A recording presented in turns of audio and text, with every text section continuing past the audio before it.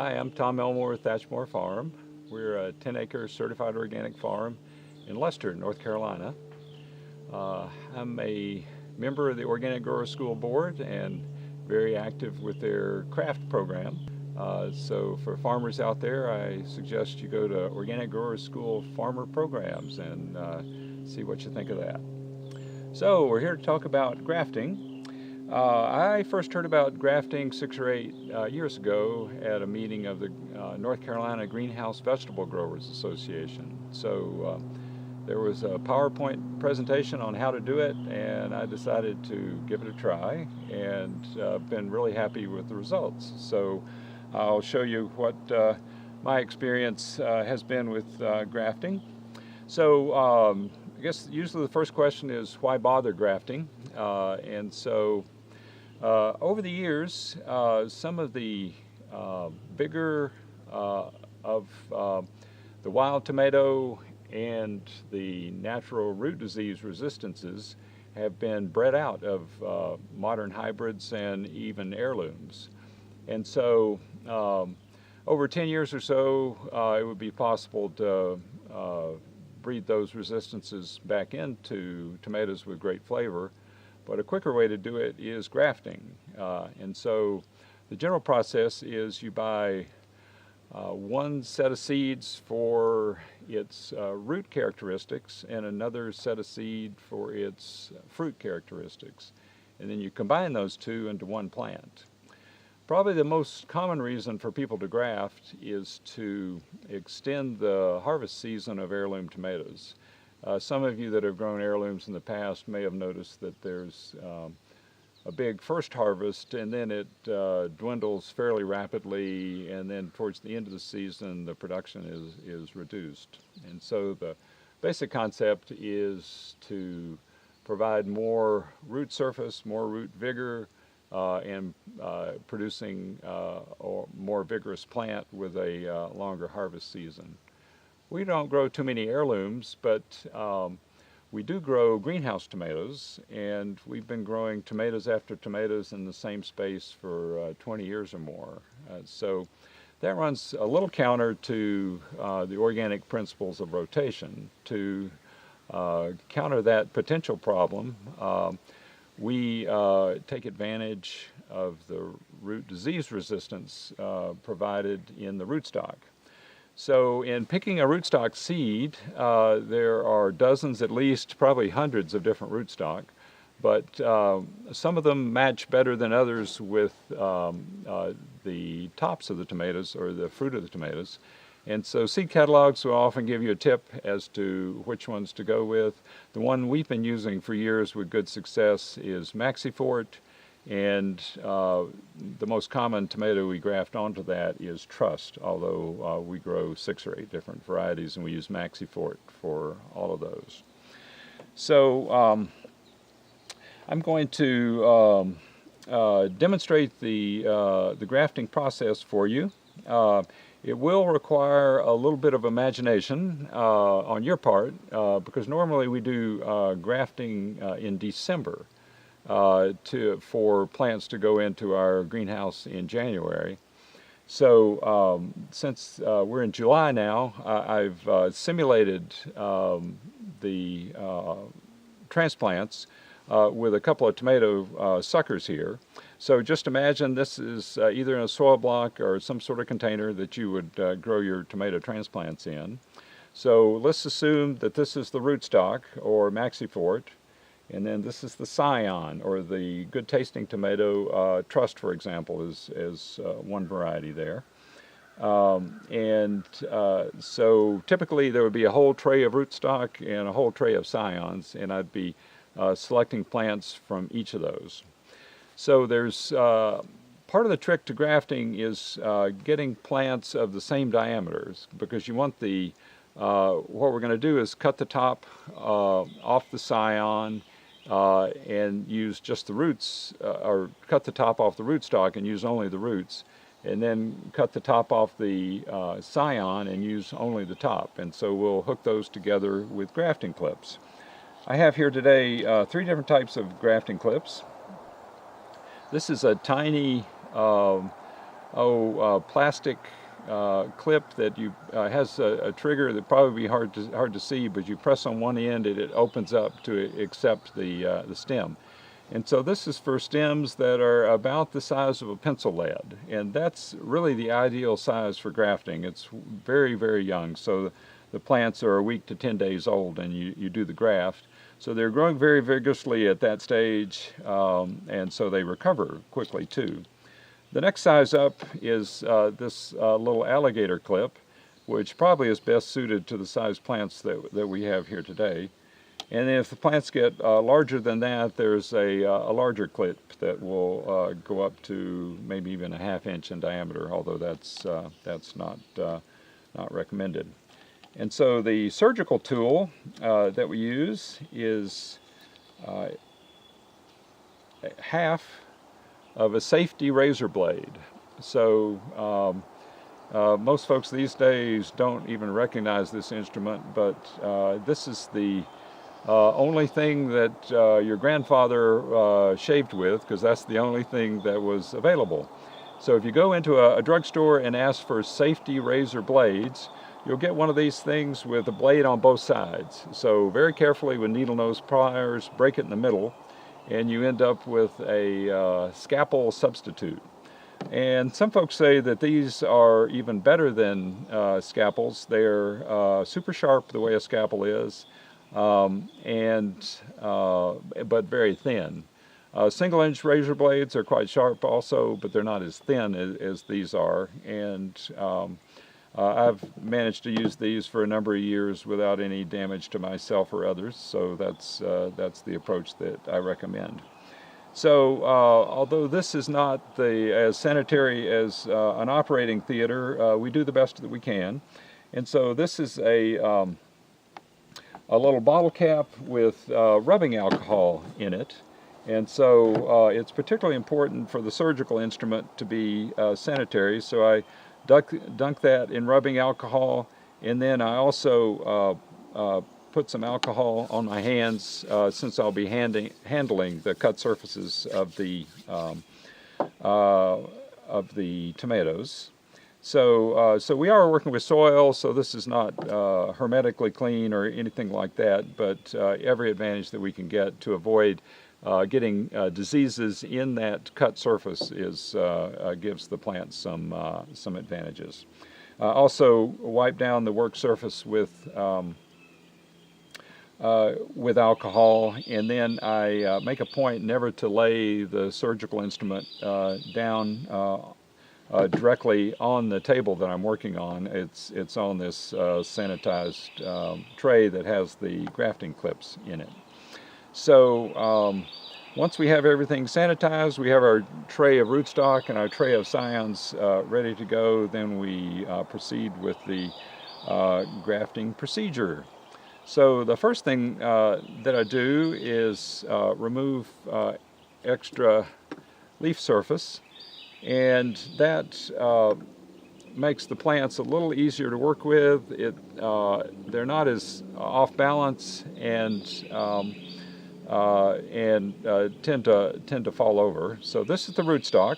So we're interested in all these roots that you're imagining are down here. And then the top, we're going to cut off at a 45-degree angle, like that. So 45 here and 45 there. So I think most people normally discard the top because it has no further use. But I usually stick it in a tray of soil mix, and that will root over time. And so if the graft doesn't take for some reason, you'll have another rootstock to work with. So we have the rootstock cut at 45-degree angle, and then we'll do the same sort of pruning with the top. And so remove this and that.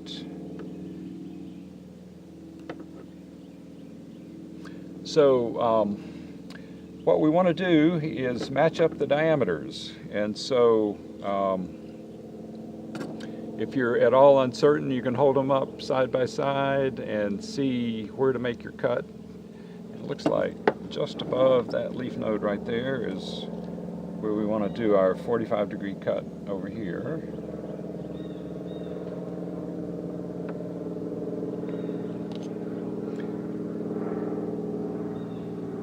And so we bring that over to the plant here, and then get the grafting clip, and usually I put it on the rootstock first, and then so the 45 degrees are going to match. So slip it in and then press it down so it's firmly in contact. These particular ones are clear, so you can look through the plastic and make sure the scion and the rootstock are in good contact, and the diameters are matching as you hope they would.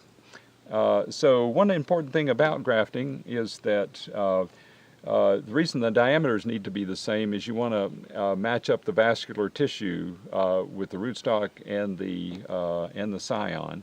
So if one is large diameter, the other is small diameter, then it's very difficult to get those to match. So if you do end up in a situation like that, make sure they match on one side or the other. You don't want the small diameter scion to be in the middle and not touching any of the phloem and xylem on the rootstock. But ideally they're exactly the right size and they match identically. So once the clip is applied, then we place the grafted tomato in the recovery chamber. And so the rootstock is just fine. Its top's removed, but it will grow more leaves pretty readily. But that top is continuing to transpire, and as it loses moisture, it doesn't have roots to bring up moisture, and so that's the part that's really at risk. And so to reduce the stress, we have the recovery chamber that you may recognize as a big box storage container. So we get 2 of those, and so the bottoms of 2 of them. And so we mist all the inside of this container to increase the humidity. Then we also mist the inside of the lower part. And then make sure the plants are well watered. And then this container goes over the top here. And then that is placed in a room temperature with low light.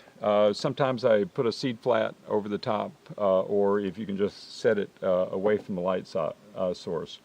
So you don't want it in direct light. You definitely don't want it in sunshine while it recovers.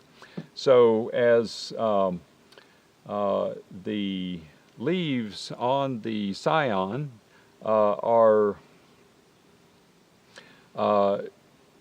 recovering, you want to reduce light to reduce evapotranspiration, and then you want high humidity. And so as moisture is trying to leave the leaf, you have the humidity pressing against that transpiration and keeping the moisture in the scion while it heals.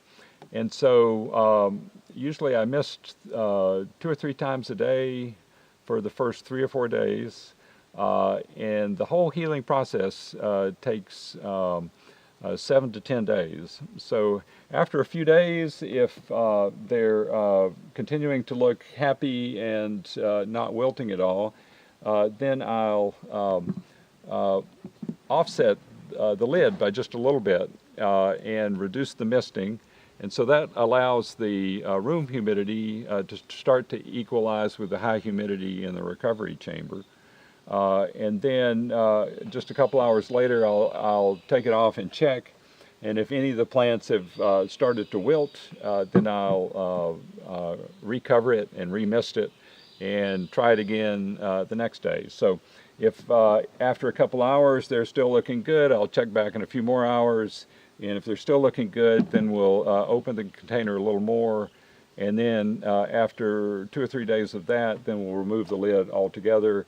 And then check back. If they wilt, we put the lid back on. And then when they start to show growth, that means the healing process is complete, so they can be under full light and start to grow again.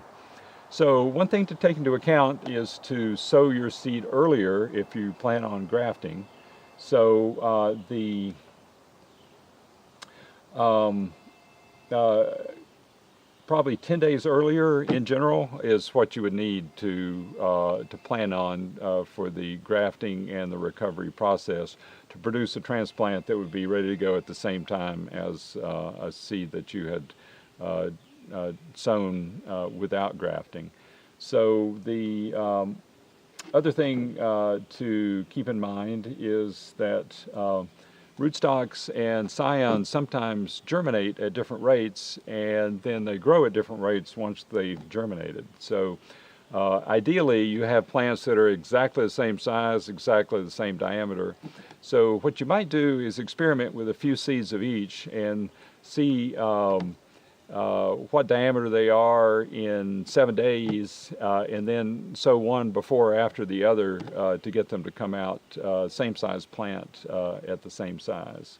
Another thing you can do is instead of sowing all your seed at one time, stagger the sowings. So sow a 30-year plants every 3 days over a period, and then offset the sowing of the rootstock to match up with that. So you have a little more choice in terms of plant diameter when it comes to grafting.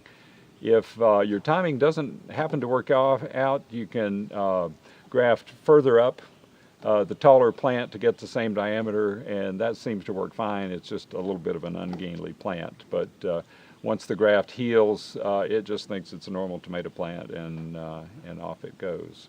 So just to recap, there are probably two main reasons to use tomato grafting. One is to extend the season of hybrid tomatoes by providing a more vigorous plant because of the more vigorous roots. The other reason is to guard against root diseases. If you've seen evidence of root diseases like Fusarium or Verticillium, then the grafted rootstock will probably be helpful. If you haven't seen root diseases yet, which is our situation, then it helps prevent the onset of root diseases. So the one thing to keep in mind when you do plant grafted tomatoes is the rootstock is very vigorous, so give the grafted plants plenty of space. If you plant ungrafted plants near grafted plants, you may find that the grafted plants take over the bed and dwarf your ungrafted plants. So I would put them in separate beds if you're testing them out. So that's tomato grafting from Thatchmore Farm. Thanks for your time and attention.